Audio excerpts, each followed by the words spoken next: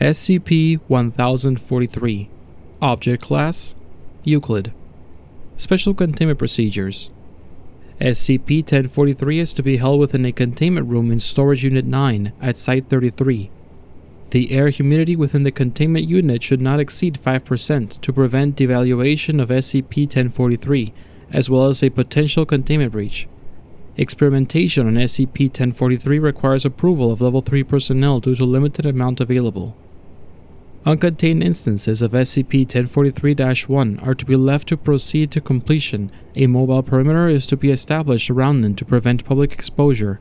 Resulting SCP-1043-2 is to be demolished and rubble, along with the foundation of solidified SCP-1043-1, removed and stored at nearest low-hazard anomalous materials bulk storage facility.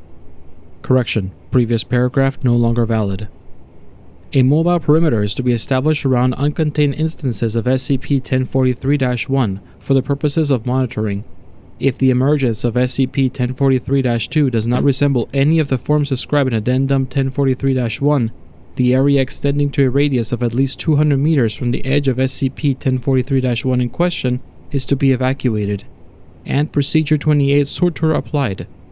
Otherwise, the resulting SCP-1043-2 is to be demolished and rubble, along with the foundation of solidified SCP-1043-1 removed and stored at the nearest low-hazard anomalous materials bulk storage facility.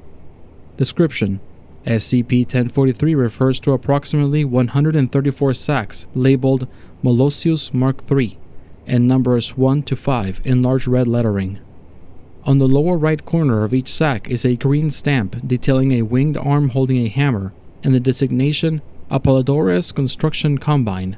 The sacks contain a gray-green powdery substance, which, if mixed with water and applied into soil, recombines with it to form SCP-1043-1. SCP-1043-1 is a self-propagating soil anomaly, appearing similar to a pool of concrete. SCP-1043-1 at this stage has been shown to have remarkable surface tension, able to support pressures of up to 40 kilopascals. If removed from the main pool, samples of SCP-1043-1 cease activity and coalesce, producing an isotropic gray solid of stiffness similar to concrete, but a far higher yield strength, Vickers hardness 50 HD 30, but otherwise lacking anomalous properties. Laboratory analysis has revealed the composition to be that of surrounding substrate, with SCP-1043 acting as a resin matrix. Initially, an instance of SCP-1043-1 propagates at a rate of approximately meters squared per hour, assimilating surrounding soil until reaching a depth of circa 1.5 meters and a final area of circa 8 times the area covered by the resulting SCP-1043-2. After approximately hours, a number of ambulatory growths bearing outwards resemblance to human arms begin to form within SCP-1043-1. Once fully formed, the growths proceed to use SCP-1043-1 as well as occasionally salvage raw parts within the perimeter affected by SCP-1043-1 to construct a structure or object labeled SCP-1043-2. See Addendum 1043-1 for a list of SCP-1043-2 types known. After the construction is complete, leftover SCP-1043-1 retreats towards the center and hardens, providing a foundation for the structure. Experimenting with decreasing the quantity of SCP-1043 has shown the process to successfully complete. However, the base layer is proportionally thinner, and beyond a point characterized by the thickness of the transformed soil layer not exceeding centimeters, the process fails to complete. Addendum 1043-1 List of SCP-1043-2 types. Designation SCP-1043-2-1.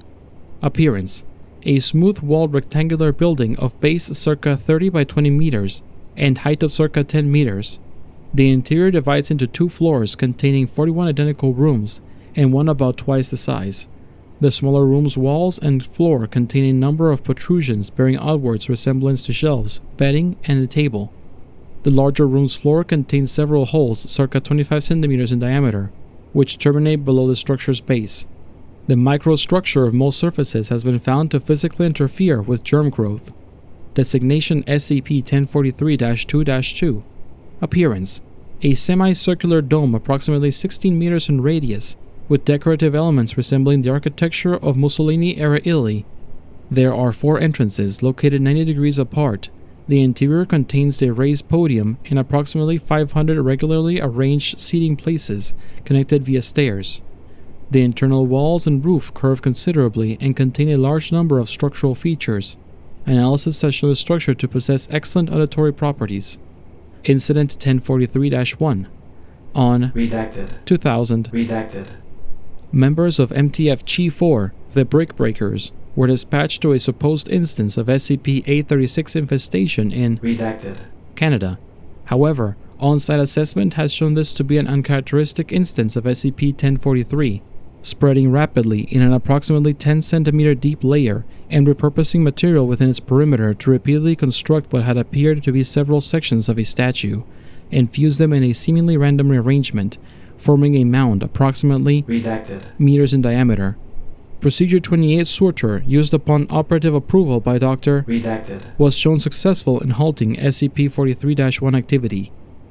Incident 1043-2 on Redacted. 2000. Redacted.